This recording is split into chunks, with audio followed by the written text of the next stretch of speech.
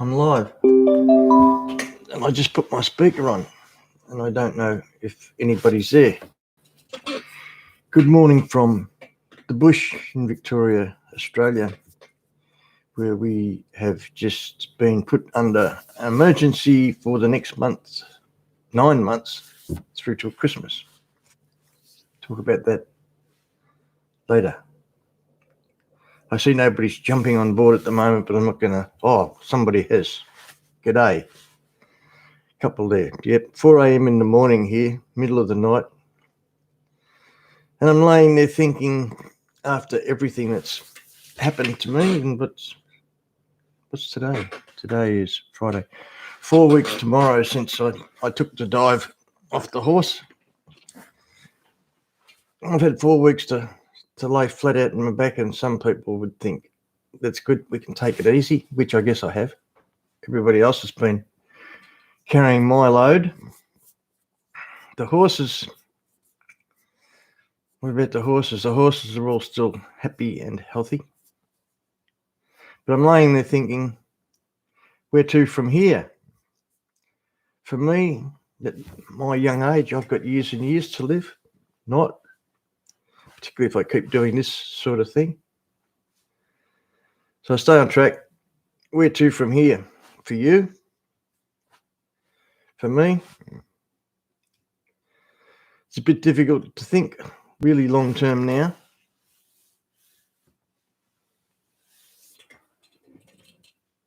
I guess I've sort of got plans for here. I got to the point and I'll probably do a video on it. Got a young lady coming here on Wednesday to have a look at Shani and trim my horses. And what's going to hurt is I'm going to have to pay this time. That hurts. Hopefully in 3 months, according to the surgeon that I spoke to the day before yesterday, I may be able to start to trim again. That'll be different. I can say the old man with the rasp and broken neck trimming a horse. But we get back to where we were.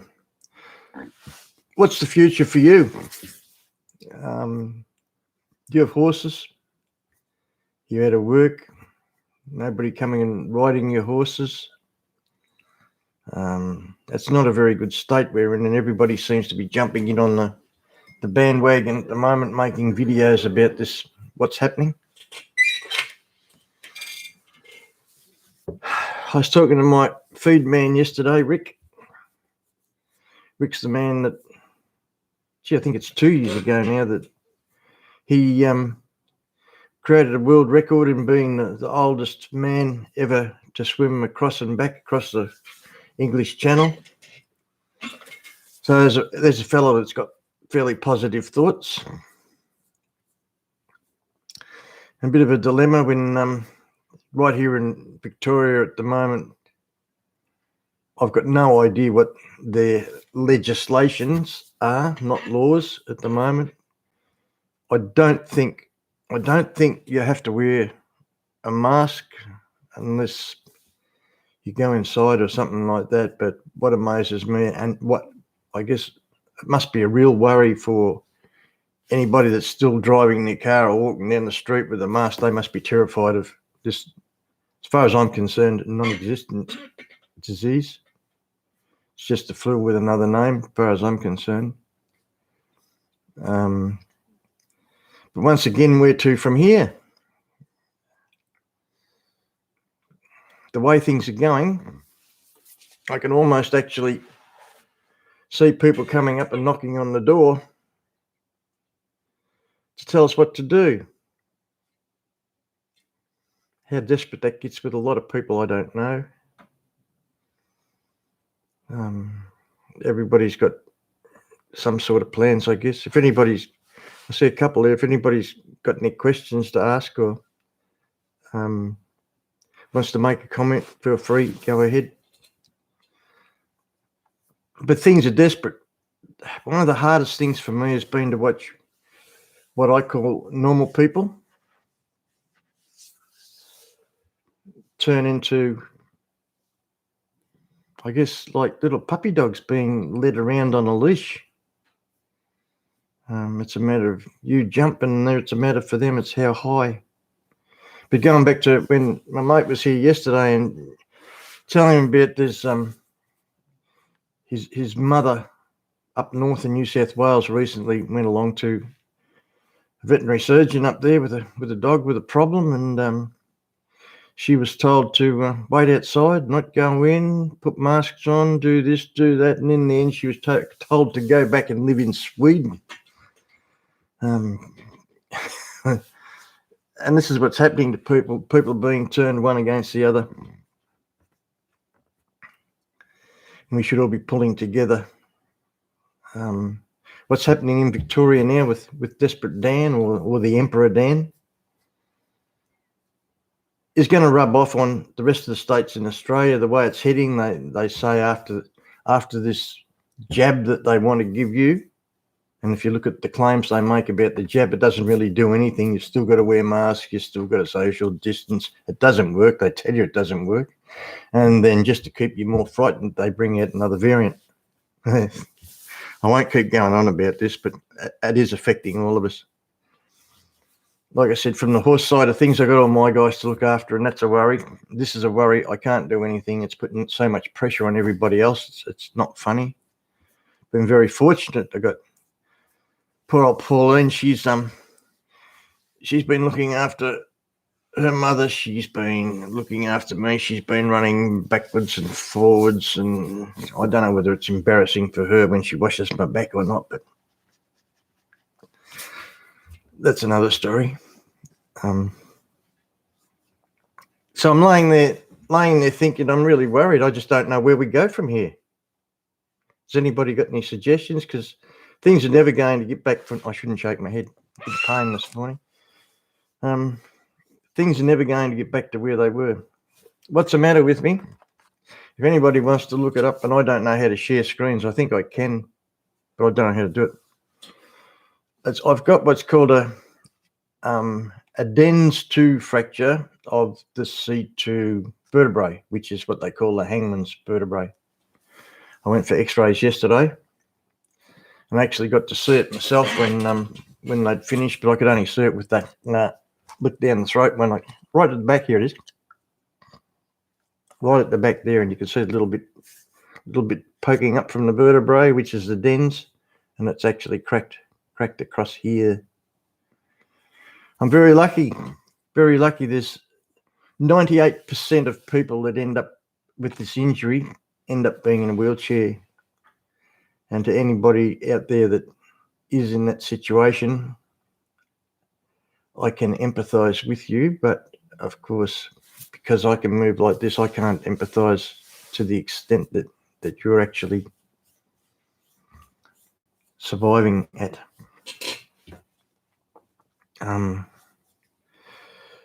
Where to from here? Where to from here?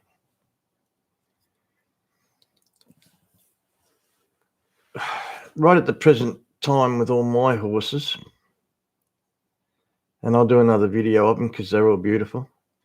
If I had the right home for them, I'd rehome them all, and I guess that could be a bit of a cop-out, but like I said, I'm not getting any younger.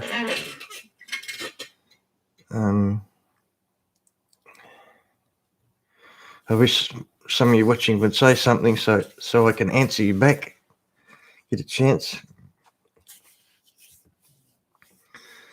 So I might fiddle around with this streaming stuff a bit more, find out how to share some screens. Some of you asked me some questions so I can put some stuff up. I know I'm rambling, middle of the night, coffee in the middle of the night, go back to bed shortly if the dog will let me in, that is. And I mean dog.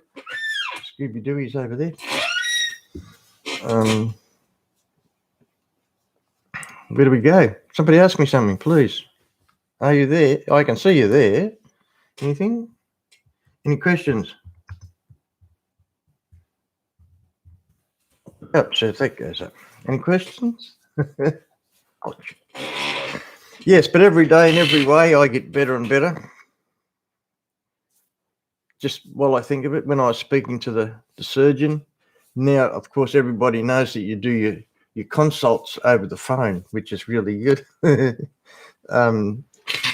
So we're talking away there, and she says to me, "How are you?" And I say, "Every day and every way, I'm better and better." And she says, "That's all. Oh, that's great." And we chat a little bit longer. I ask about the pain that I've got in my head. I felt like I was going to get my ear pulled off. I'll get my helmet to show you.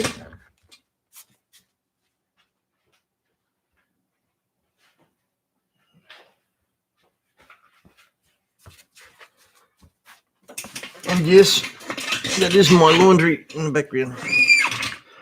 I used to have my camera on here. So when I hit the ground, I hit here, and I must have rolled right across the top here. No cracks in the helmet, inside or outside. So I better cut this off so nobody can use it. But one thing that did happen when I went, well, after the pain in my neck started to go, I started to get pain under the ear and up the side of the face here. And I guess that was from that when it got stuck under my ear and I rolled. I think it tried to pull my ear off. There's all the other pain that goes with it. I guess it's not from your neck. It went right over the top of my head, so it got me. But anyway, she said to me, "Oh, well, you should be able to take the brace off now and start to recuperate." And I said, "How long am I supposed to have this on?" She said, "Oh, 6 to 8 weeks." And I said, "Well, like it's only 4 weeks in a few days." "Oh," she said, "oh." So I'll let you draw your own conclusions from that remark. She said, "You better keep it on for another 3 weeks. Draw your own conclusions." I draw my conclusions. We have the army. The army have been called in to go out and help vaccinate people in the rural areas. Isn't that handy? I'm dreading what's going to happen in the future. I don't know how you guys are going to handle it. You got any plans yourself? What's your thoughts? Anyway, I see people coming on, coming off, and someone's sticking with me like glue. So all the best to you, whoever you are. Nobody's saying anything. It's not going to tell me either, is it? No. So I've rambled on enough. I might put some notes together. And like I said, if you send me some questions, I might be able to give you some more answers. Yes, I've got gear for sale. And as I said to somebody 12 months ago or a bit longer, you'll remember my last episode where I dismounted head first and smashed all this up a bit, my nose and everything. So again, I guess it knocked me around a bit, and they say if you ever fall off a horse, you should get back on. Well, you got to be fit enough to do it, and in both occasions I weren't, and made me very wary, I guess. You could even say I became scared to ride. And like I say about this now, everyone said, "Well, you're going to give up," and I say, "Oh yes, you don't want to take the risk again." But am I giving up because I don't want to take the risk again, or am I giving up because I'm actually scared? And to tell you the truth, I'm probably scared. How's that? I'm probably more scared to get back on a horse now than this stupid bloody disease they say is about. As I said, with this injury, 98% chance if you get this injury, you never walk again. So how lucky am I? They say that the 1% own most of the wealth in the world. I'm one of the 2% that's lucky to still be walking around. And once again, I'll say about, I called in, I had x-rays yesterday, called it the emergency ward at the hospital where they first took me in, and I thanked the staff very much for their expertise in the way they helped me. And they passed that on to the ambulance drivers and everybody else. Though I was really looked after well, but there are a few disappointing things happened along the way. Like when they said I could book out of the hospital in Melbourne. I said, "That's great." They said, "Have you got somebody that can pick you up?" I said, "Beg your pardon." They said, "Somebody can pick you up." I said, "No, I do not actually. How do I get 2.5 hours home from here in a set of jocks and no shirt?" So it took me 24 hours to convince them to get me an ambulance to bring me back home, and the ambulance crew were brilliant. They came home, they had guys had a look around the horses, which was good. They put me to bed. Yeah. Yeah, so anyway, unless anybody's going to ask me some questions, or can someone just type something in so I can see if you can? Have I got it set up so that you can ask questions or not? Live chat. What's it say up here? Participants? Doesn't tell me. Don't know. Anyway, I'm going to head off now. Thank you for putting up with my half crazy in the middle of the night rant, but I've been meaning to get back just so everyone can see that I'm still in one piece. I can see that everyone's working hard around the place, but I can also see things that are occurring that normally I would do and they're not being done, so it's sort of catching up a bit. Hopefully I'll have this off in 3 weeks and I might start to look a bit human. In the meantime, I can only wish everybody out there, I can only wish you all the best of, I guess, to start off with, luck. Luck is not much good to you unless you've also got the health to go with it. I personally don't know anybody that is sick. Not that I get out amongst people much now. Wealth, well, I don't know about that. There's more people going broke at the moment than anything else. When I was in town today, I actually walked up the main street and took some video of the thriving businesses that don't exist anymore. The doors closed. Very sad. But anyway, I'm off. I don't want to bore you too much. Thanks for sticking with me. And I'll try and put something together that might be a little bit entertaining. But in the meantime, I'm still around to annoy you. So, I don't even know how to get out of this. I think. Oh, yes, I do. It's got a button down here that says end stream. I think, how are we working? Good? Is it better sound or what? Or not? Don't know. Anyway, I'm out of here. I don't know where in the world you're watching from. If you're in the States, where most of my subscribers seem to be, it's probably almost daylight there, is it? Over there, I don't know. But I'm off. I might be able to get a couple more hours sleep. I seem to sleep in bursts. Getting itchy feet. I'm told I'm allowed to do what I feel capable of doing without pushing myself, whatever that happens to be.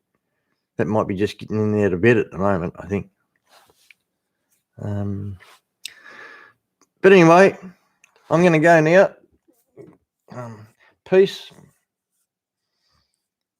Let's hope everything goes your way. You people in America, stick to your Second Amendment. Stick to all your amendments. I don't know whether you're in more trouble over there than we are here. So all the best, and we'll catch you later. And I've said that a million times. I'm off now. Bye.